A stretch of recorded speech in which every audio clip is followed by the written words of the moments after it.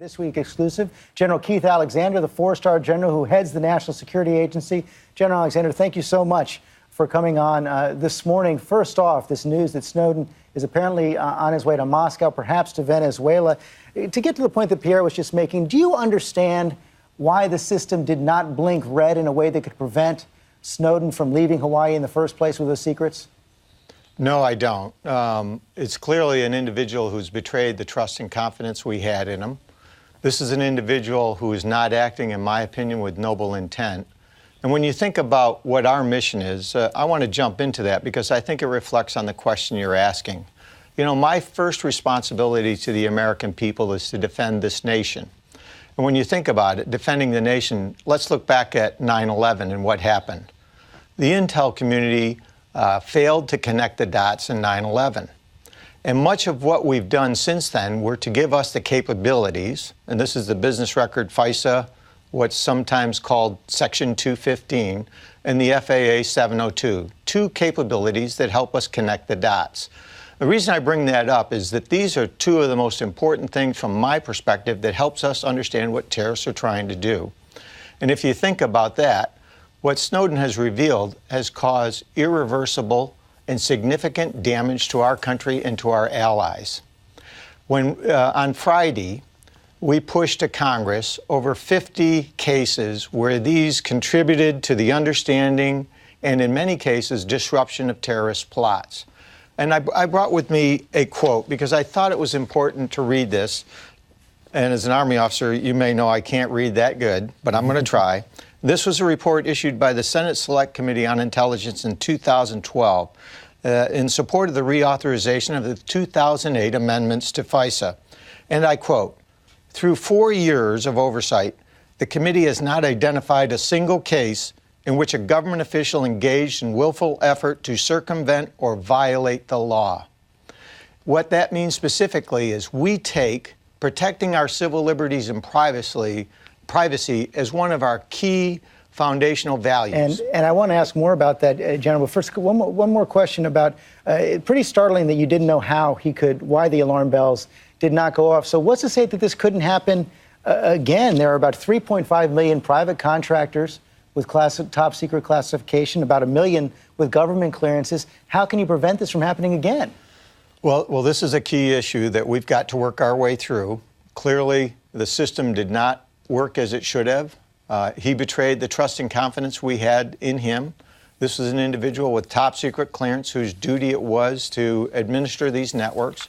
He betrayed that confidence and stole some of our secrets. We are now putting in place actions that would give us the ability to track our system administrators, what they're doing, what they're taking, a two-man rule. We've changed the passwords.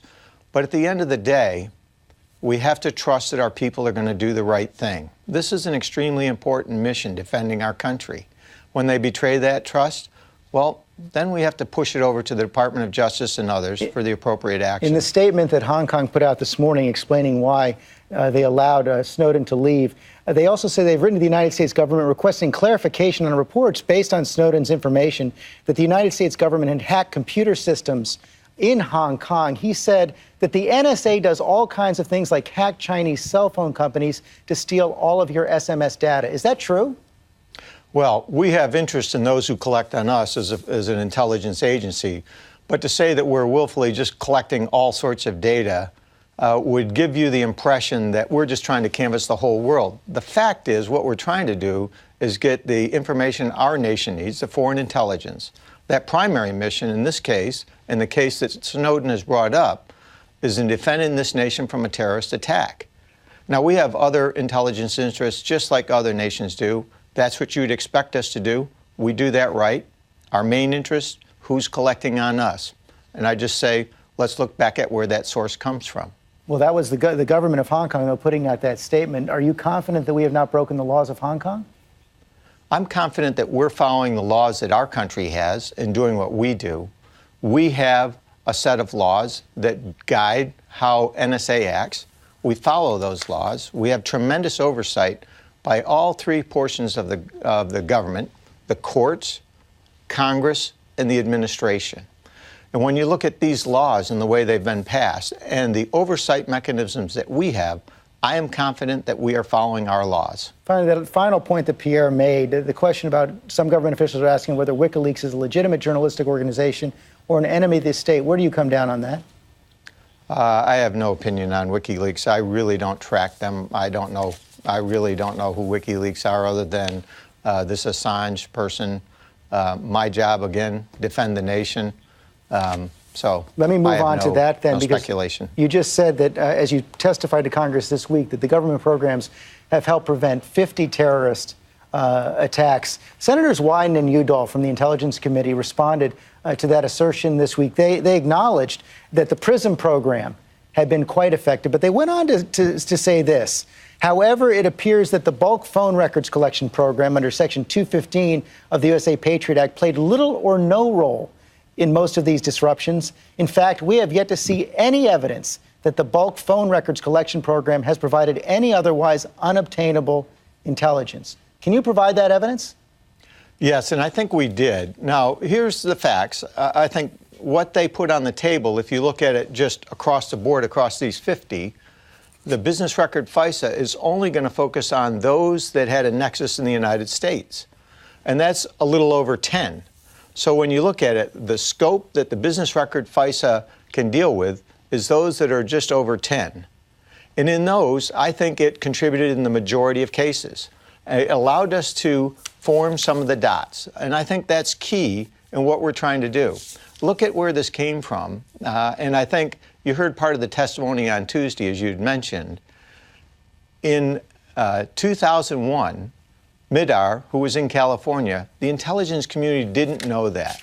We weren't able to connect those dots. So these programs are helping us connect the dots. I think that's very important to have the tools of this. We can argue over which dot is the most important, but at the end of the day, we didn't have enough information to connect those dots. And I think working with FBI, CIA, and others, our job is to get that information. If we're going to defend the information, we need the intelligence to do it. Now, here's the key. I think another important point, George, on this. Look at the information that we're collecting. In 2012, less than 300 selectors were approved for reasonable articulable suspicion that we could look at in that database. So it is a very small set. 2/3 of those are foreign. 1/3 were in the U.S. Now, of those 1/3, note that we treat all phones inside the U.S. as U.S. persons. So in this case, when we talked about the 2009 case of Zazi, he was in Colorado. That is considered a U.S. person. So from our perspective, tracking those people is the most important thing we can do. Here's what's in the balance. Over 50 cases globally, over 10 in the United States. These two capabilities helped us form the dots. I think that's what the American people want us to do. And note that we have not, in a single case, had a place where a government official engaged in willful effort to circumvent or violate the law. 0 times have we done that. So you say it's from been my completely in the law. You know, when you talk about this tracking, though, the president told Charlie Rose this week that what he could say unequivocally is that if you are a U.S. person, the NSA cannot listen to your telephone calls. Now, I understand that under the 215 program, you don't listen to the phone calls, but is that statement correct? I would assume, and tell me if I'm wrong here, that if an NSA analyst is tracking someone, say, in Cuba or someone overseas who then calls the United States, you're going to listen to that phone call, correct? Right. You're asking a different set of questions. So let me put, first of all, the prime directive on the table. The FISA law makes it clear. In order for the NSA to target the content of a U.S. person's communications anywhere in the world, anywhere, NSA requires probable cause and a court order, a specific court order. So if we're targeting outside the United States a terrorist, and they happen to talk to a U.S. person inside the United States, yes, we would follow that law. And the minimization procedures that I think were leaked earlier this week talk about the responsibilities that we now have with respect to those U.S. persons. And we follow those. We train our people how to do this right. We get oversight by justice. We get oversight by the courts. We get oversight by the administration and by Congress, all three parts of government. From my perspective, our most important job is defending this nation. We follow the laws and we defend this nation. And I would tell you, when you look at, on balance, over 50 cases that we've helped disrupt terrorist plots and contributed information to those, 0 times have we come up with a place where we have failed the public's confidence or Congress' confidence in these laws. I think that's pretty good. I think that's what we've got to do, is we've got to move this debate from a political debate to a debate on national security, because that's what we're talking about, the security of this country. And the head of the Director of National Intelligence, Mr. Clapper, has said that cyber threats are the top national security threat. And you are the head of the U.S. Cyber Command, so you preside over elements of the Navy, the Air Force, the Army that deal with cyber warfare operations. And in your testimony to Congress, you said that this involves both defensive cyber warfare, but also offensive operations. Here's what you said. This is an offensive team that the Defense Department would use to defend the nation if it were attacked in cyberspace. 13 of the teams that we're creating are for that mission set alone. And one of the documents leaked by Mr. Snowden, the PPD-20, I believe, elaborates on that authority. He also says that you have emergency authority to act on your own in circumstances, including anticipatory action against imminent threats. So that's a preemptive capability, preemptive authority for you. Can you help explain under what kind of circumstances you would be authorized on your own to launch an offensive act of cyber warfare? So, to be clear, what I can do on my own right now is within our networks to launch offensive measures to stop somebody from getting into the networks. Anything that I want to do outside the networks that is offensive in nature, we would have to call the Secretary and the President to get their approval. So there are things that we can do to stop packets in flight, but from our perspective, any actions that's offensive in nature would require the policymakers. This is no different than if you think about the nuclear situation.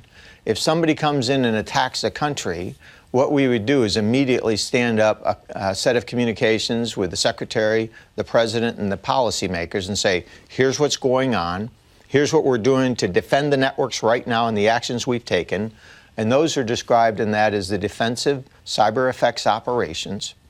And here's what we'd recommend to secure the nation. Here's the steps we need to take. And the president would have several options. He could take diplomatic, he could take military, he could take intelligence. He has a range of options. We would present some of the options. And then the president and the secretary would choose what to do. They may just call the offending country or actors and say stop, or they may choose else. But that's a policy decision. Finally, the chairman of the House Intelligence Committee, Mike Rogers, was on this program a short while ago, and he said we're losing the cyber war to China. Is he right?